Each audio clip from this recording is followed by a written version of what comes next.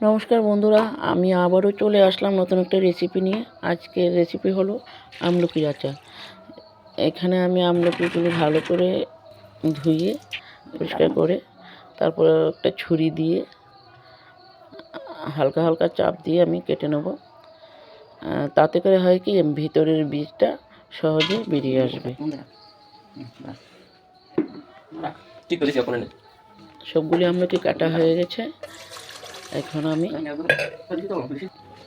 ভাপানোর জন্য জল বসিয়ে দিলাম গ্যাসে। তারপরে এরকম একটা ছিদ্র বাটিতে আমি আমলকিগুলি ভাপিয়ে নেব। আমি জলে সিদ্ধ করব না।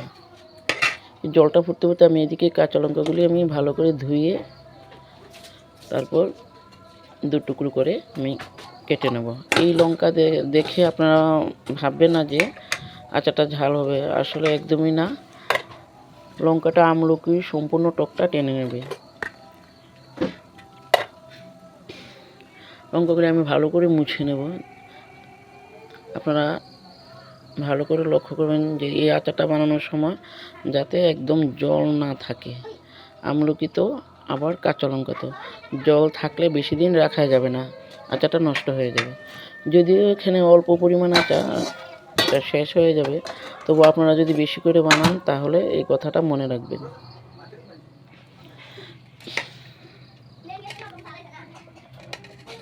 লঙ্কাগুলি কাটলে হবে কি আমলকির টকটা ভালো করে টেনে নিতে পারবে। আস্তেও রাখা যায়, তবু আমি কেটে দিলাম তাতে করে আচারটা ঝাল ঝাল টক টক মিষ্টি মিষ্টি হবে। এই জন্য আমি একটু চিনির গুঁড়ো নিয়েছি। আপনারা যদি মিষ্টিটা না পছন্দ করেন আপনারা স্কিপ করতে পারেন। আমলকিটা হয়ে গেছে, আমি এখন নামিয়ে একটা প্যান বসিয়ে দিলাম। এখানে আমি একটু সর্ষে আর মেথি মৌরি ফ্রাই করে নেব, আর একটু চিনির গুঁড়ো নিয়েছি।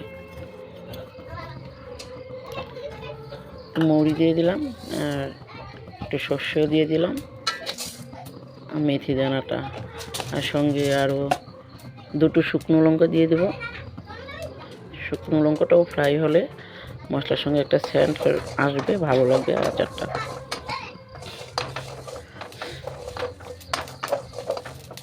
একটু হালকা ফ্রাই করে নেব, তারপর আমি মিক্সিতে ব্লেন্ড করে নেব। হয়ে গেছে, আমি এখন নামিয়ে নেব।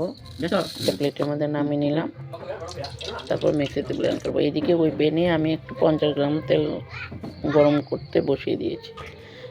যেহেতু এখানে আমলকি অল্প পরিমাণ, তাই আমি 50 গ্রাম। তো আমলকি বুঝে আপনারা তেলটা দেবেন। তেলটা আমি গরম তেলটা ইউজ করব না, গরম করে আমি তেলটা ঠান্ডা করে তারপর দেব। দেখুন আমি সহজেই বীজগুলি বের করে নিয়ে আসতে পারছি, কারণ আমি ছুরি দিয়ে কেটেছিলাম। বীজটা থাকলে আচারটা খেতে ভালো লাগে না, তাই বীজটা বের করে নিচ্ছি। আমার পেজটা ভালো লাগলে আপনারা ফলো করবেন, যারা এখনও ফলো করেন আপনারা ফলো করবেন, আমার অনুরোধ রইল।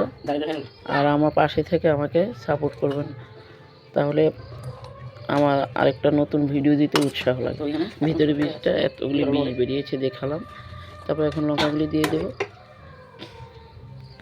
তারপর মশলা গুঁড়োটাও দিয়ে দিলাম, আর এই চিনির গুঁড়োটা, এটা আপনারা আমি বললাম আগেও, আবারও বলছি, ভালো না লাগলে চিনির গুঁড়োটা স্কিপ করতে পারেন। হলুদ দিয়ে দিলাম, নুন দিয়ে দেব। নুনটা আমি পরে টেস্ট করে যদি লাগে আরও পরেও আমি কৌটোর মধ্যে দিতে পারবো। লঙ্কার গুঁড়ো দিয়ে দিলাম। এখন এই তেলটা ঠান্ডা হয়ে গেছে, এখন তেলটা ঢেলে দেবো, দিয়ে ভালো করে সবগুলি মিশিয়ে আমি 7-8 মিনিটের মতো ঢেকে রেখে দেবো, যাতে মশলাটা আচারের মধ্যে ভালো করে ঢুকে। এইদিকে আমি কৌটোগুলি ভালো করে ধুয়ে পরিষ্কার করে আমি একদম রোদে শুকিয়ে এনেছি, যাতে জল না থাকে। তো আমি আচারটি কৌটোর মধ্যে নিয়ে নেব, নিয়ে তারপর কৌটোর মধ্যেও আর একটু সর্ষের তেল দিয়ে দেবো। এটা যদি আপনারা রেখে খান আরও টেস্ট বাড়বে। সঙ্গে সঙ্গে খাওয়া যায়, আবার রেখেও খেতে পারবেন। তো বন্ধুরা, আমি ততক্ষণের জন্য বিদায় নিচ্ছি। আপনারা ভালো থাকবেন, সুস্থ থাকবেন, আমার পেজটাকে ফলো করবেন। বারবার অনুরোধ রাখছি, আমাকে সাপোর্ট করবেন। নমস্কার।